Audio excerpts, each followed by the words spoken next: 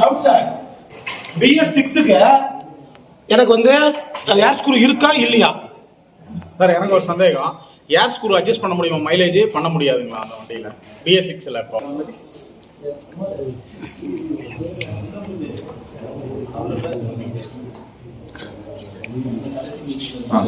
நீங்க கேட்ட கேள்வி வந்து ஒரு அருமையான கேள்வி. இது எல்லாருக்குமே வந்து இந்த டவுட் வந்து இருக்கும். ஓகேங்களா, ஏர் ஸ்க்ரூ வந்து இருக்கா இல்லையா, அப்படி ஏர் ஸ்க்ரூ இருக்கு அப்படின்னா அட்ஜஸ்ட் பண்ண முடியுமா முடியாதா அப்படின்றது. இப்ப நீங்க வந்து எல்லாரும் என்ன நினைச்சிட்டு இருக்கீங்கன்னா, இப்ப நான் அந்த வீடியோலயே காமிச்சிருப்பேன், இந்த ஸ்க்ரூ வந்து எல்லா வண்டியிலுமே வந்து இருக்காது, ஒரு சில வண்டிகளை மட்டும்தான் இருக்கும்.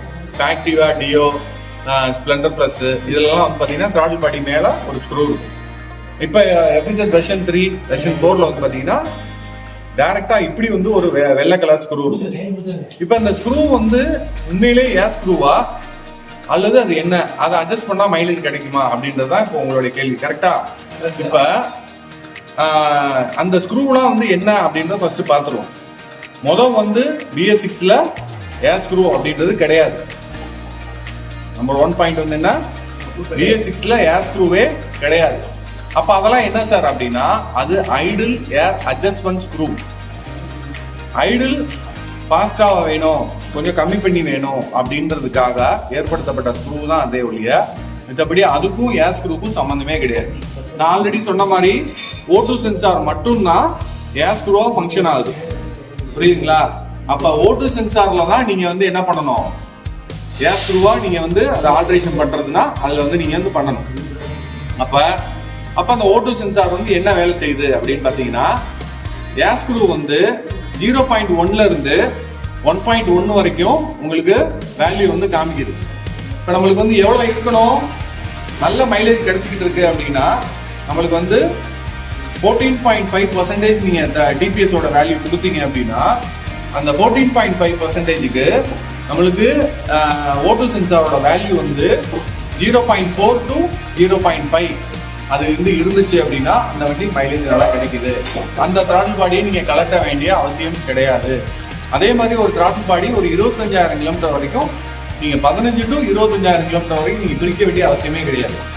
எப்போ O2 சென்சார் ப்ராப்ளம் வந்து சர்க்கியூட் ஹைன்னு சொல்லி வந்துருச்சு, கனெக்ஷன் கரெக்டா இருக்கு, ஆனா O2 சென்சார் கழட்டினா வெறும் கார்பன் டெபாசிட் அதிகமா இருக்கு அப்படின்னா அப்பவே நீங்க வந்து த்ராட்டில் பாடியிலையும் கண்டிப்பா வந்து ஃபார்மேஷன் ஆகும். எல்லா த்ராட்டில் பாடியும் கழட்டினீங்கன்னா லைட்டா கார்பன் டெபாசிட், ஏன்னா இப்ப இருக்கக்கூடிய எத்தனாலோட பர்சன்டேஜ் அதிகமா இருக்கிறதுனால நீங்க பிளக்கோட கேப்பை கம்மி பண்றதுனால, வால்வோட கேப்பு, பிளக்கோட gap, air filter, compression ratio, ஓகேங்களா, பவர் காயிலோட பெர்ஃபார்மன்ஸ், இந்த கரண்ட் வந்து ப்ளூ கலர்ல வரணும். இது எல்லாம் ஒன்று சேர்ந்து தான் வந்து CQP-யோட சிக்னல்.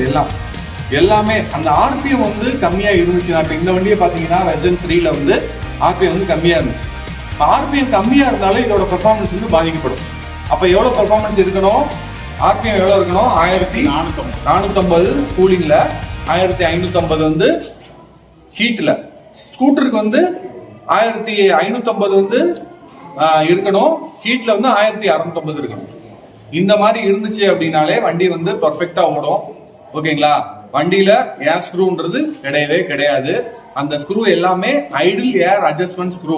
அந்த ஸ்க்ரூவை டைட் பண்ணீங்கன்னா ஸ்லோ ஸ்பீடு குறையும், லூஸ் பண்ணீங்கன்னா கூடும். புரியுதுங்களா?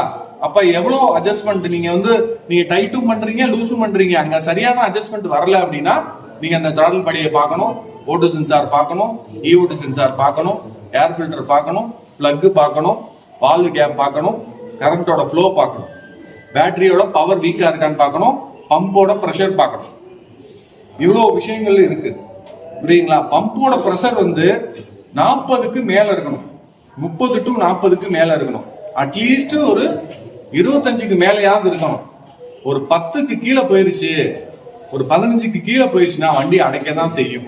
அங்கேயும் ஸ்லோ ஸ்பீடு சரியா ஓடாது. புரியுதுங்களா? அதனால இந்த ஒரு விஷயத்த வந்து கண்டிப்பா நீங்களும் தெரிஞ்சுக்கிருப்பீங்க அப்படின்னு நினைக்கிறேன். Okay, thank you.